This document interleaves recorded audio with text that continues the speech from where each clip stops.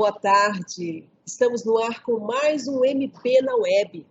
Hoje nós vamos falar sobre tecnologia. Tudo bem, pessoal? Vamos chegando aí para a gente poder curtir um pouquinho essa conversa sobre tecnologia no Ministério Público de Mato Grosso do Sul. É um tema bem curioso, bem interessante, que eu converso hoje com o promotor de justiça Paulo César Zene, que é assessor especial do Procurador-Geral de Justiça do Ministério Público de Mato Grosso do Sul e presidente do Comitê Estratégico de Tecnologia da Informação, o CET.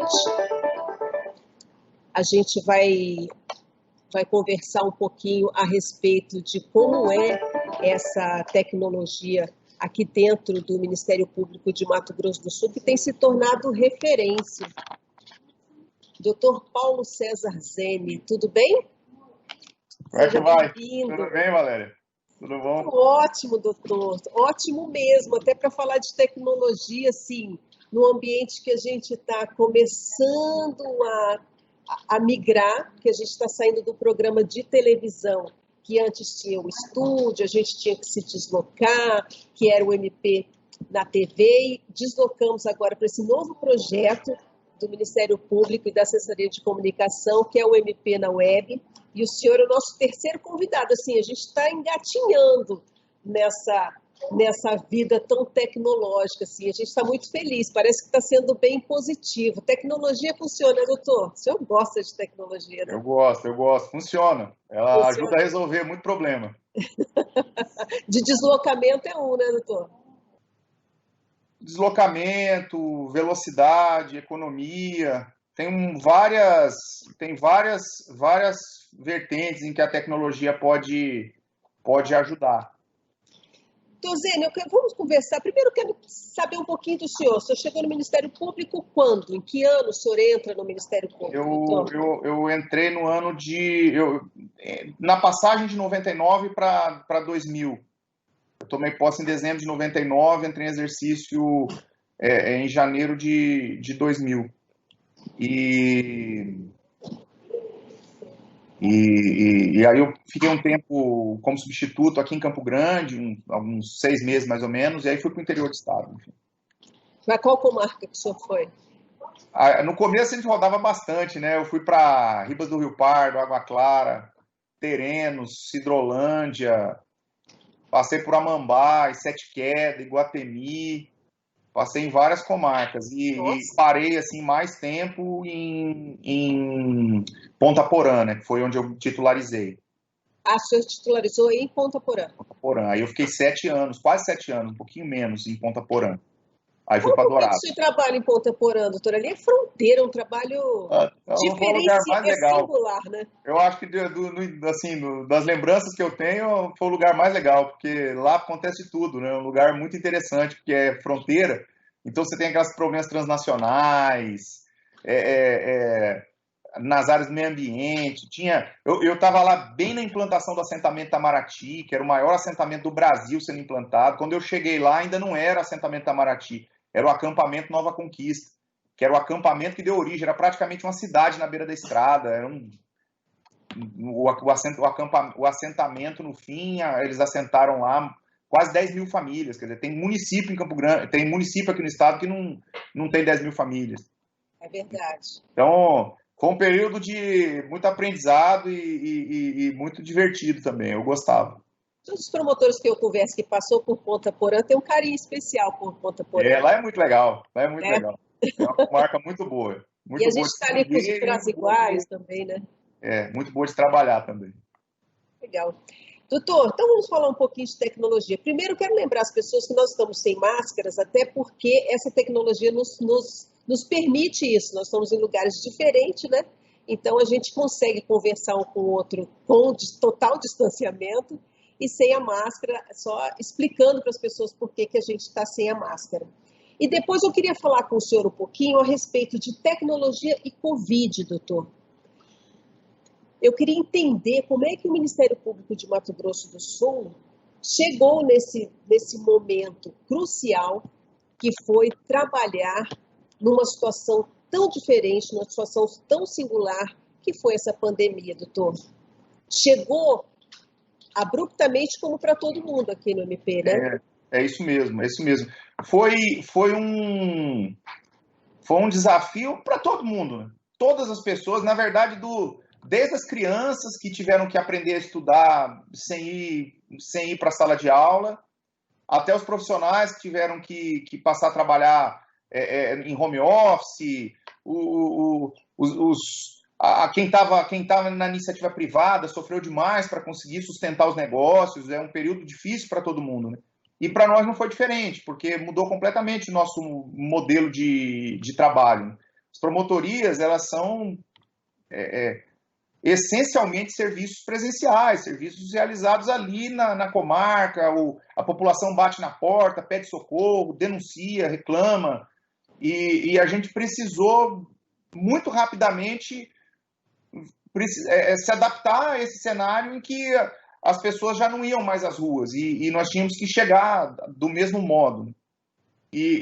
Mas a nossa transição foi uma transição bem sucedida e muito rápida. Não foi fácil para ninguém, na verdade, né? Mas nós já estávamos...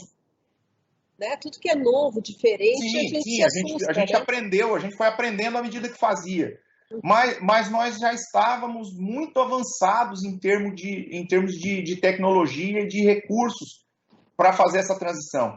Então, nós pudemos, num prazo de poucos dias, a gente conseguiu permitir que as pessoas trabalhassem direto de casa, como se estivessem dentro da nossa rede.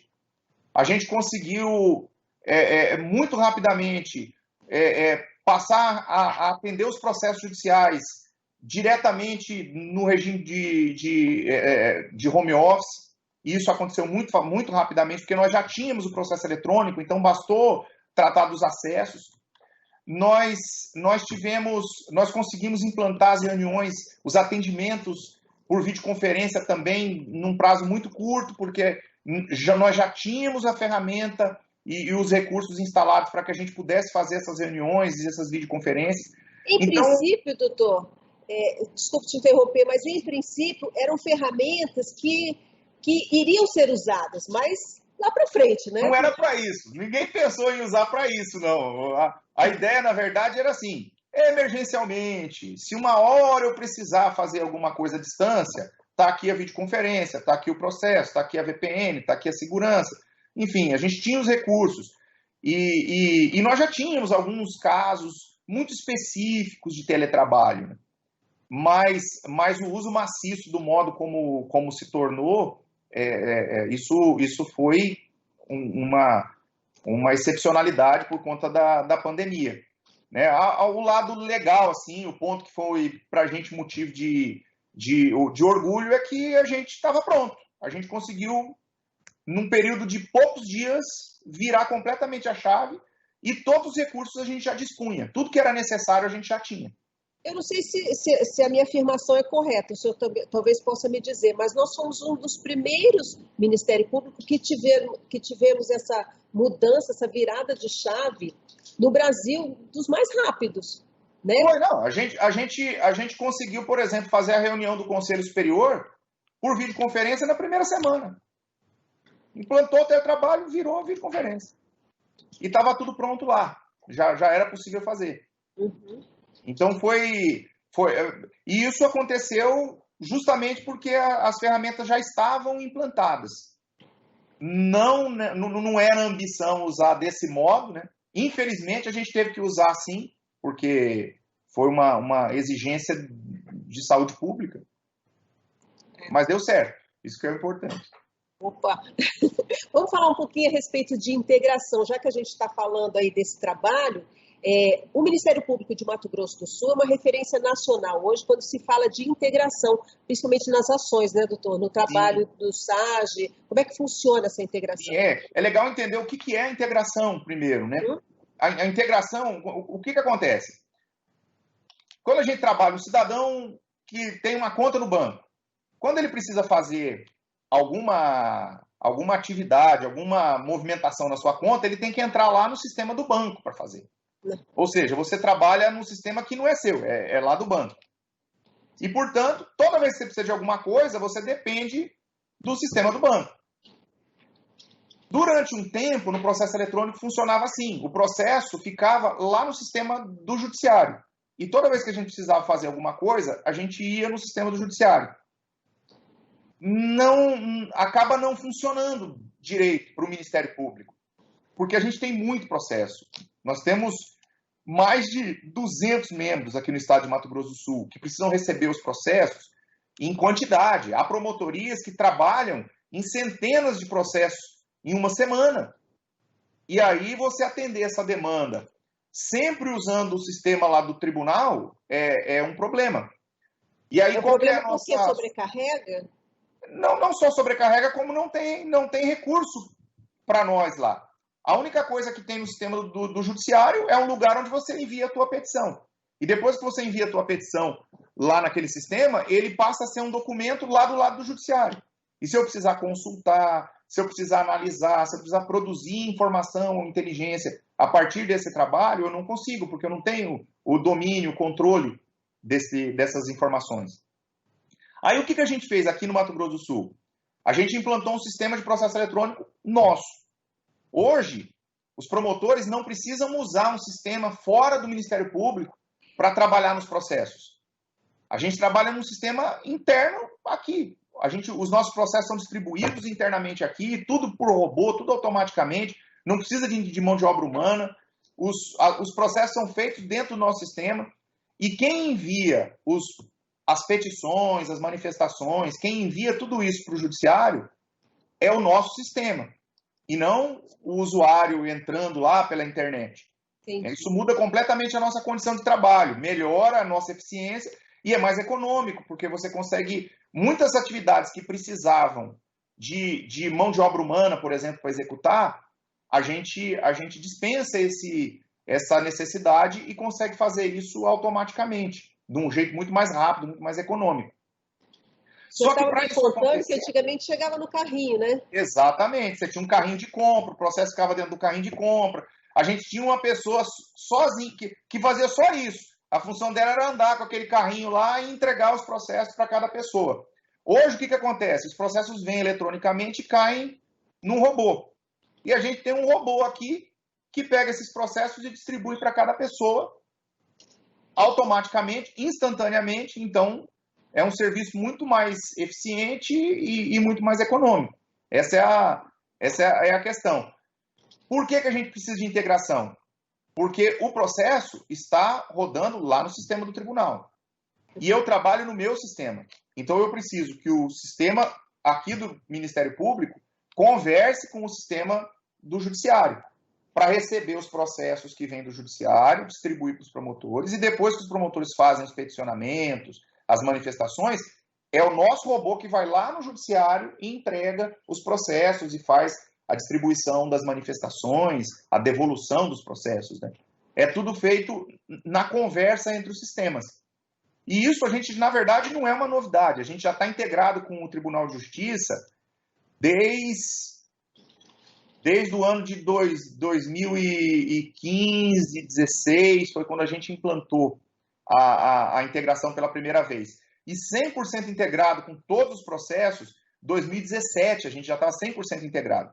Então nós já temos aí mais ou menos uns 3 anos de integração com o tribunal. A novidade, que é bem legal, é que nesse momento a gente tem não só integração com o tribunal, o nosso sistema também aprendeu a conversar com o sistema do Conselho Nacional de Justiça, que é um sistema chamado CEU, que é um sistema que cuida só de execução penal, os processos de fiscalização do cumprimento das penas, aquelas pessoas que são condenadas pela prática de crimes e vão presas ou são submetidas a algum tipo de pena, existe um processo para fiscalizar essa pena, para garantir que a pessoa cumpra a pena que foi aplicada. Essas penas, elas não são fiscalizadas no sistema do tribunal, elas são fiscalizadas num sistema que funciona lá no Conselho Nacional de Justiça, chama CEU. E nós temos também os processos eleitorais. A gente está no meio de uma eleição, toda eleição, às vezes quem está, o eleitor cidadão, ele não enxerga isso acontecer. Talvez na cabeça dele o que aconteça, a eleição é só aquilo que acontece lá no dia da eleição, a urna, você vai lá, vota, mas na verdade tem uma coisa, um número monstruoso de processos acontecendo E eles estão acontecendo agora, eles não vão acontecer lá no dia da eleição. Porque tem que acontecer antes, né? Até para dar essa a gente está numa média aí de 500 a 600 manifestações todos os dias em processos da Justiça Eleitoral, só aqui no estado de Mato Grosso do Sul. E é dessa organização que saiu o robô da ficha limpa? O robô da ficha limpa, sim, ele serve, na verdade, para um processo muito específico. Um dos processos judiciais que tem na Justiça Eleitoral é o processo de registro de candidatura, que está acontecendo agora. A gente está agora no finalzinho do fluxo, mas ainda está acontecendo. Que é o momento em que as pessoas que são candidatas se apresentam como candidatos na Justiça Eleitoral. Só que não é qualquer um que chega lá e diz, eu sou candidato e já é candidato automaticamente. Essa candidatura precisa ser aprovada pela Justiça Eleitoral e essa pessoa, para ser candidata, tem que cumprir uma série de requisitos. E um dos requisitos mais importantes é ser ficha limpa. É que essa pessoa não tenha alguma inelegibilidade, uma condenação, um ato de improbidade, ou seja, alguma demonstração de que essa pessoa já foi surpreendida pela justiça praticando um ato de desonestidade. E nesses casos, a lei da ficha limpa, que é uma conquista recente, relativamente recente, bem recente, né? Ela proíbe, ela impede que essas pessoas condenadas sejam candidatas. Só que isso exige fiscalização do Ministério Público, porque os promotores eleitorais é que fazem a impugnação. E se a gente não tem a informação, não sabe que essa pessoa tem algum problema, essa pessoa entra com processo, como eu te falei, a gente trabalha com centenas, na verdade, mais que centenas, milhares de processos ao mesmo tempo, e o prazo que a gente tem é 5 dias, é um prazo muito curto para você fiscalizar milhares de candidatos. No caso do eleitoral, esse prazo é de 5 dias. 5 dias. Para impugnar ou não? É isso? Exatamente. E o prazo é muito curto, então como é que a gente fiscaliza todo mundo para garantir que todo mundo é ficha limpa? Esse era o grande desafio. Isso aí, há um bom tempo a gente já enfrenta essa dificuldade. Desde a publicação da lei, esse é um grande desafio. Porque antes desse robô, era feito à mão ali, a pesquisa no telefone... Pesquisa na internet. Nós temos um serviço aqui dentro do Ministério Público, que é o Centro de Inteligência, onde tem alguns técnicos que trabalham fazendo só essas pesquisas, né? E aí eles acessam sistemas e fazem relatórios, mas na eleição municipal anterior, onde já se aplicava a legislação das inelegibilidades, a gente teve muita dificuldade de atender toda a demanda. Né? E é evidente que nessas horas o que você faz? Você prioriza. Você precisa... Algumas pessoas acabam passando porque a malha fica mais grossa. Você não pega todo mundo, né? E aí a gente bolou esse robô no final do ano passado, começou essa discussão, e esse ano a gente colocou ele para rodar. Foi utilizado já pelos promotores, é uma ferramenta muito legal, e permitiu que os colegas fizessem as pesquisas. Eu não tenho o número exato nesse momento quantas pesquisas a gente já fez, mas na no final da semana passada, na sexta-feira, a gente estava puxando os dados, a gente já tinha passado 5.500 pesquisas. Doutor, você vê, é uma eleição diferenciada, né? Essa eleição ela já vai ser diferente, a gente sabe, né? Porque todo o processo eleitoral vai ser diferenciado, até para as pessoas que vão trabalhar nas eleições, né? Mas, a partir daí, com essa tecnologia toda, o Ministério Público vai conseguir ser muito mais eficiente nessa questão da investigação, né? De certo modo, ela é uma eleição cibernética, né? Porque as campanhas, as convenções, tudo está sendo feito com apoio tecnológico, então nada mais justo que a investigação também dos fichas sujas seja realizada por um robô, né? Nada mais cibernético que isso. E está acontecendo. As impugnações estão feitas e nesse momento esses processos, que são processos que correm lá no sistema da Justiça Federal, que é um sistema instalado lá no TSE em Brasília, também estão dentro da integração. Então a gente ficou, desde 2017 até esse ano, a gente conversava, o nosso sistema conversava com o sistema do Tribunal de Justiça. Lá por maio, na virada de maio para junho, o nosso sistema começou a conversar também com o CNJ. E há uma semana atrás a gente virou a chave e o nosso sistema passou a conversar também com o TSE. Ou seja, fofoqueiro. A Justiça Eleitoral faz lá no sistema delas as intimações, as notificações, os processos. O sistema deles conversa com o nosso e o nosso sistema passa para os promotores do trabalho, distribui para os promotores do trabalho. E isso aí é inédito, é uma coisa muito legal. Assim, nós estamos, nesse momento, nós estamos integrados com os 3 grandes sistemas brasileiros. Né? Os 3 maiores sistemas brasileiros hoje são o PJE, o CEU e o SAG, em número de processos. Então, mais uma vez, o MP do Mato Grosso do Sul sai na frente quando se fala em tecnologia. Sai. E num cenário muito importante e oportuno, porque a gente está numa fase em que o uso da integração ajuda, inclusive, a superar essas dificuldades da pandemia. E a gente está numa fase também de depurar, né? De limpar, de mudar o foco, mudar o olhar, né, doutor Zene? É verdade. Não dá mais para ficar aceitando as mesmas coisas, né? Acho que está na hora da gente mudar mesmo. Acho que é importante. Você não acha que com esse robô pode passar algum? Olha, existe alguma chance de passar? Não existe nenhuma tecnologia 100% segura. Então é bem difícil de você dizer assim, ó, ninguém vai passar. Mas a probabilidade é muito pequena. Um caso, olha, até a gente, teve um dos promotores eleitorais conversando comigo esses dias, falando o seguinte: ele fez uma impugnação que ele nunca tinha visto uma dessas, porque uma das questões, uma das causas que impedem alguém de ser candidato é quando a pessoa é excluída da profissão pelo conselho profissional. Então, o cidadão é corretor, por exemplo, e lá no Cresce ele foi excluído porque ele fez alguma infração administrativa da profissão. Até isso o robô pega? A gente pegou casos.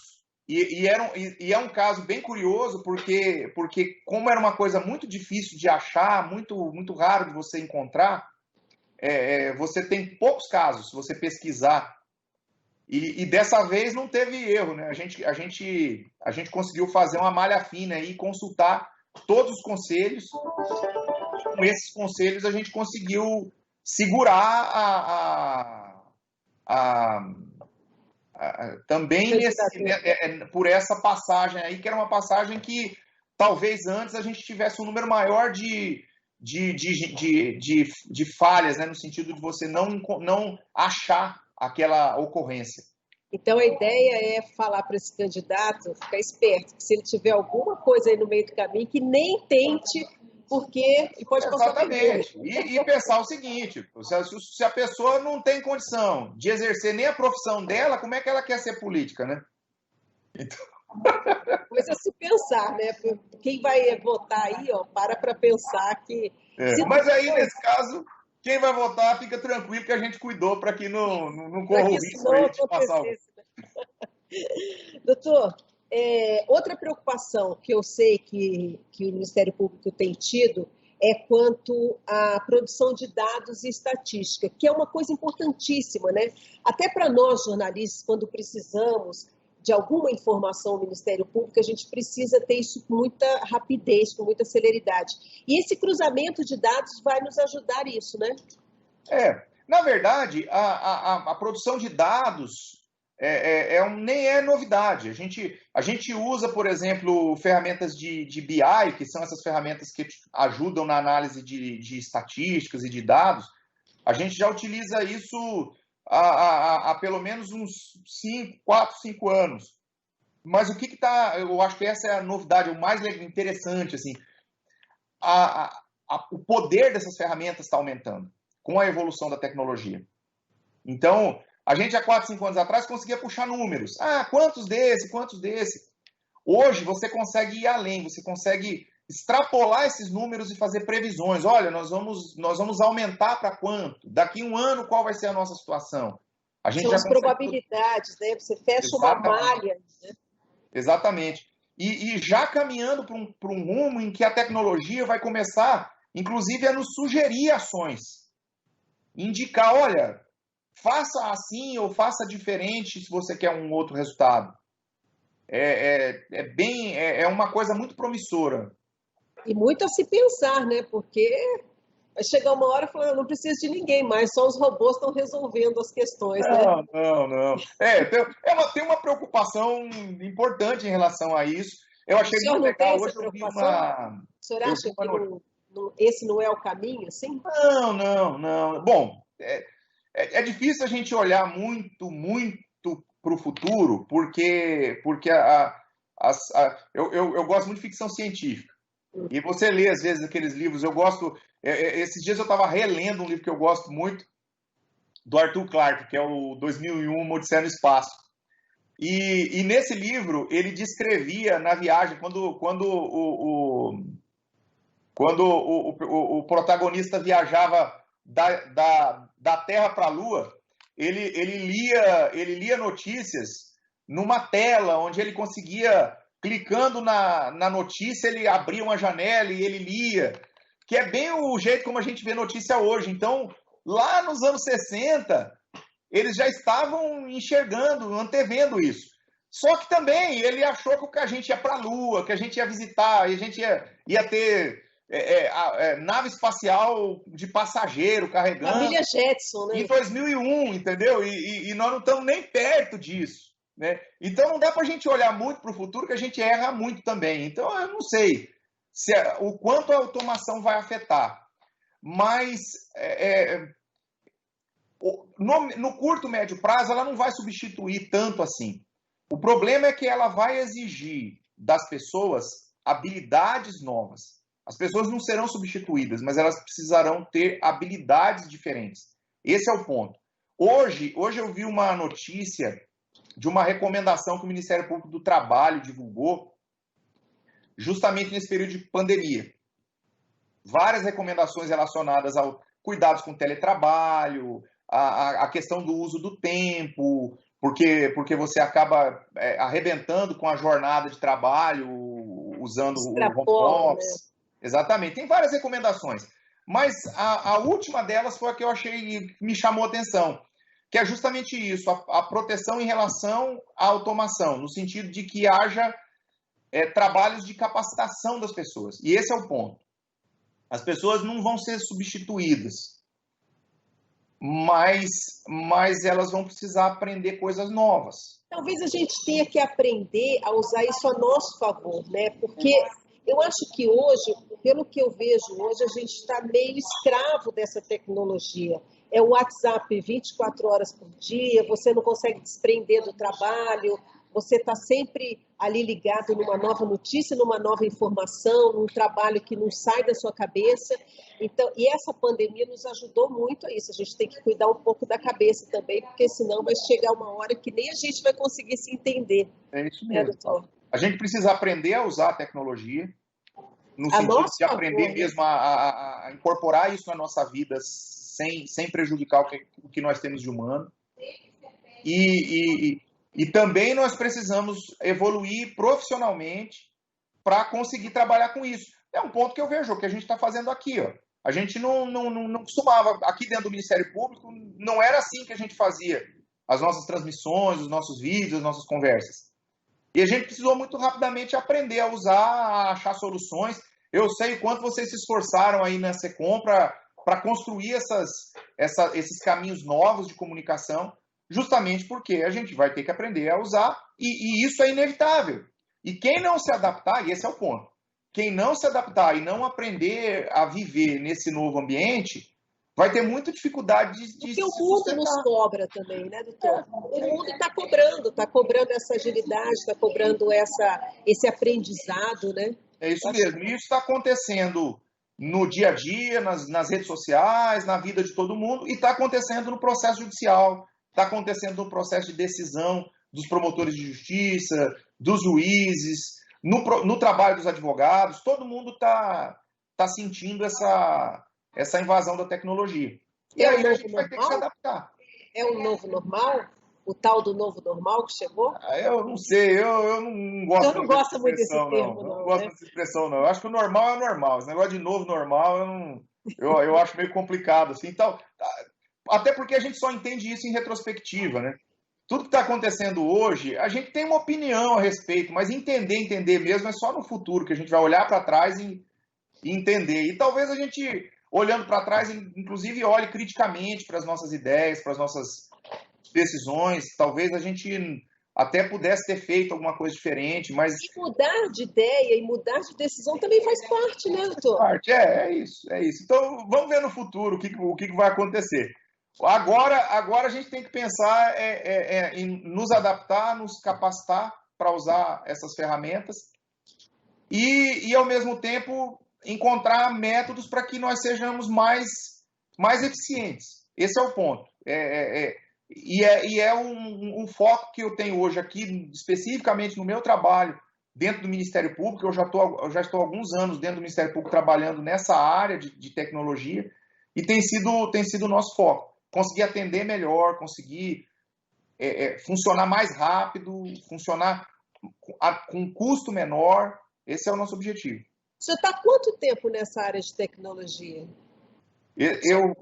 Vou completar 10 anos. Vou completar 10 anos. Esse E é o salto, 7, foi quando criado o Comitê Estratégico de TI. esse salto de 10 anos deve ter sido enorme, né, doutor? É. Você sabe que a gente quando faz a comparação, né, de como a gente trabalhava há 10 anos e como a gente trabalha hoje, mudou completamente. É uma Inclusive outra. o celular, né? O celular. Inclusive, que parece, hoje para a gente é uma coisa tão normal você ter essa maquininha na mão, esse computador na mão.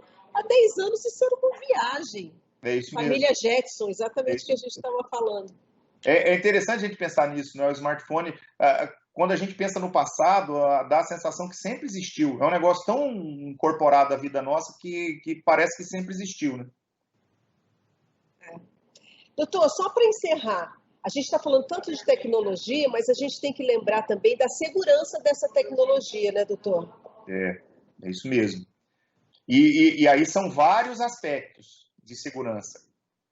A gente tem um aspecto que é aquele que é o foco mais próximo nosso aqui dentro do Ministério Público.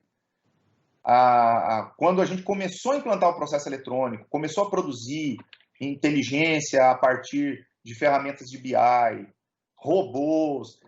Quando a gente começou esse processo, paralelamente, nós também fomos obrigados a investir em ferramentas de segurança, porque você começa a ter que proteger o seu ambiente eletrônico.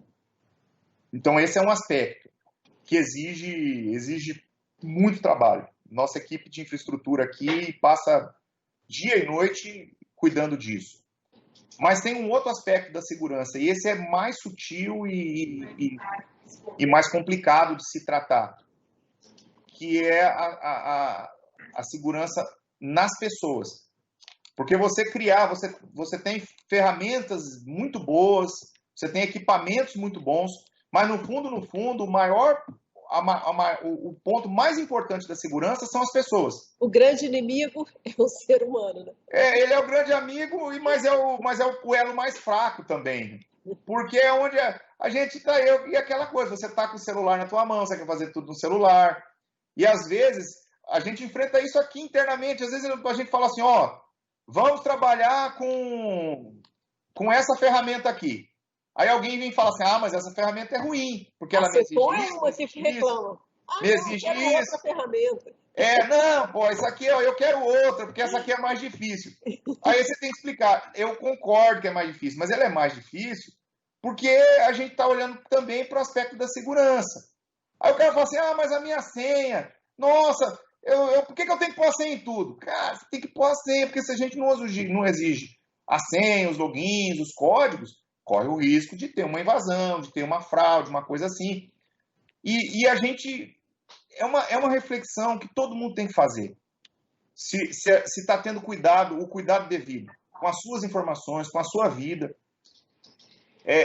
Não só no trabalho. Às vezes no trabalho até eu acho que é menos, porque nós temos regras, né? Aqui dentro do Ministério Público, como em praticamente todas as organizações que trabalham maciçamente com tecnologia, nós temos políticas de segurança que inclusive são limitadoras em algum ponto, né? Limitam as liberdades dos usuários para garantir proteção.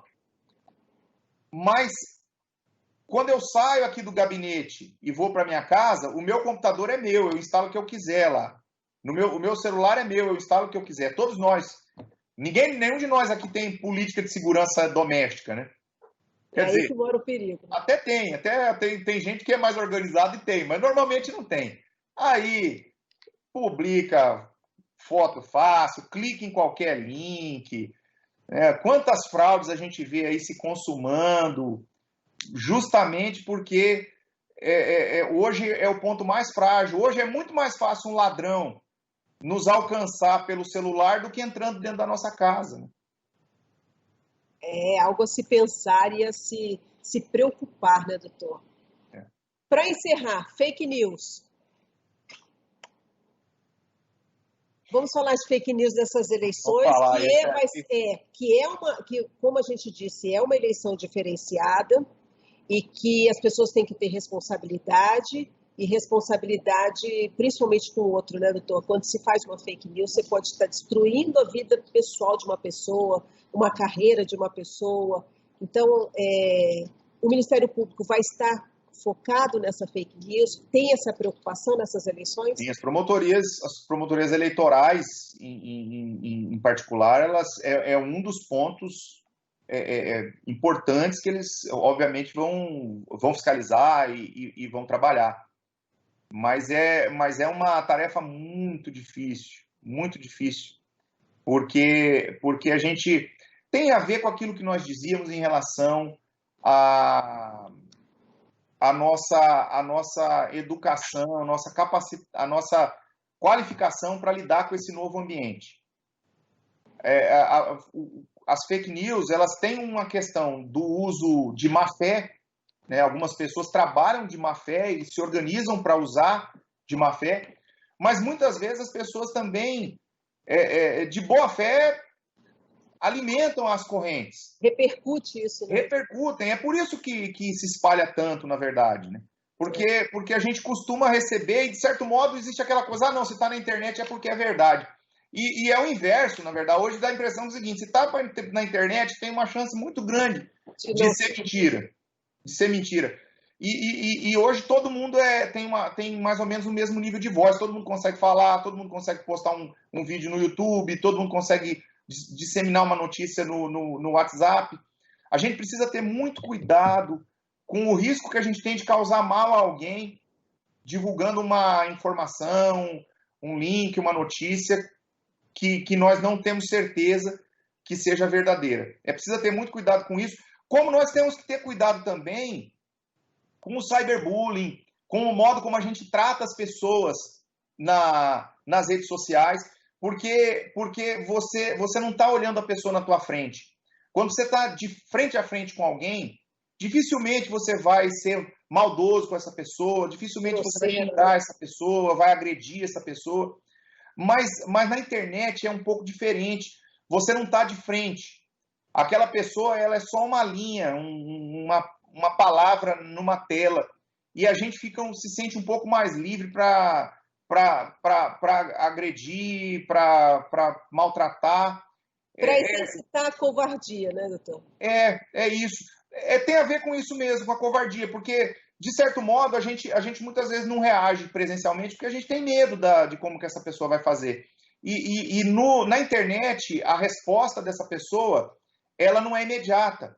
Às vezes ela nem vem. Ultimamente ela tem vindo mais na forma de processos judiciais, mas ela não vem de imediato. E aí as pessoas começam a ter menos inibição no sentido de atacar. Então é até legal a gente aproveitar essas oportunidades de comunicação para fazer essa orientação, né? Receber um link, uma notícia, você não tem certeza se é verdade, não replica isso não espalha, porque você não sabe se é verdade, você pode estar fazendo mal para alguém que é uma pessoa, na verdade, é uma pessoa igual a você, essa pessoa existe no mundo real, ela está lá do outro lado. Tem família, tem filhos, Tem pai, filho, tem tem mãe. família. É isso mesmo. Essa pessoa tem uma vida igual a você.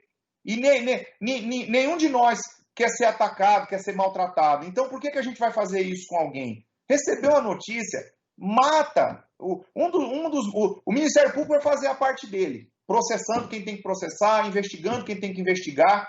Mas o cidadão também tem um papel. E o principal papel do cidadão em relação à fake news é o seguinte: quebra essa corrente. Você recebeu essa notícia? Não espalha. Se você não tem certeza que é verdade, não espalha. Justamente por Se isso. não pode ajudar, não atrapalha, né, doutor? É isso mesmo, ajuda. E não atrapalha, não, ajuda.